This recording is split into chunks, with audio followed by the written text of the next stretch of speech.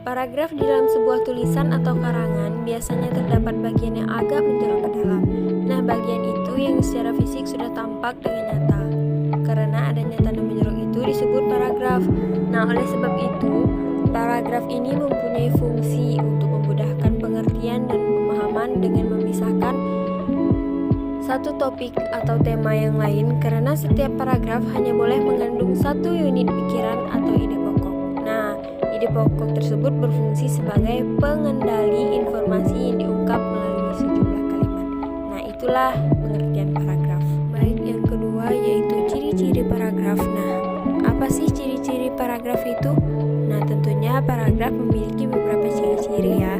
Nah, yang pertama yaitu paragraf ditulis dengan memberikan beberapa ketukan spasi agar baris pertama sedikit masuk ke dalam atau sedikit menjorok ke dalam. Nah, biasanya diberi tanda inden, dan juga biasanya paragraf diberi 5 ketukan untuk karangan biasa. Yang kedua yaitu berisi satu ide pokok yang akan dijelaskan dalam sebuah karangan.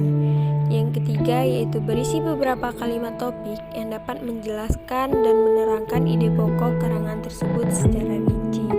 Dan yang terakhir ada beberapa paragraf berisi opini penulis yang dinyatakan dalam kalimat penjelas. Baik, selanjutnya yaitu jenis-jenis paragraf. Nah, di sini jenis-jenis paragraf ini terbagi menjadi 4 bagian.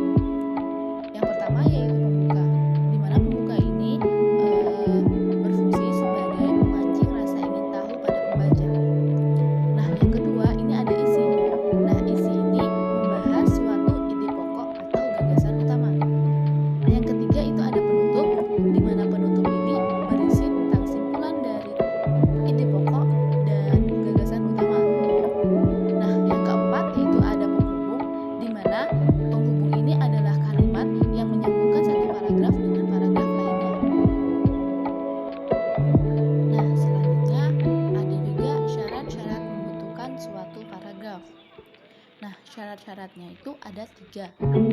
Yang pertama yaitu kepaduan paragraf, di mana kepaduan paragraf itu ialah kemampuan merangkai kalimat sehingga bertalian secara logis dan terpadu, yaitu membicarakan satu ide pokok, satu topik atau satu masalah. Yang kedua yaitu kesatuan paragraf, di mana tiap paragraf hanya mengandung satu pokok pikiran yang diwujudkan dalam kalimat utama. Yang ketiga yaitu kelengkapan paragraf, di mana paragraf ini dinyatakan lengkap apabila di dalamnya terdapat kalimat-kalimat penjelas secara lengkap untuk menunjukkan pokok pikiran atau kalimat utama. Yang selanjutnya adalah letak kalimat topik. Dalam sebuah paragraf, inti permasalahan terdapat pada topik utama atau pikiran utama. Pikiran utama inilah yang menjadi pokok persoalan atau pokok perbincangan, sehingga juga sering disebut gagasan pokok, gagasan utama, atau ide pokok.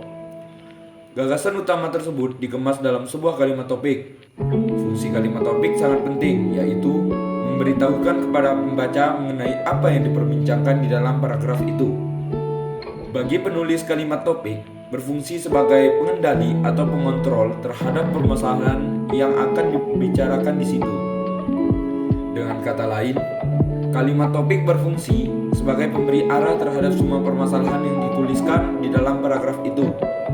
Kalimat-kalimat lain akan selalu bertolakan dari gagasan yang terdapat di dalam kalimat topik itu. Semua kalimat yang membina paragraf itu secara bersama-sama menyatakan hal atau satu tema tertentu. Nah, untuk membuat paragraf, kalimat topik ini harus dikembangkan dengan kalimat-kalimat penjelas.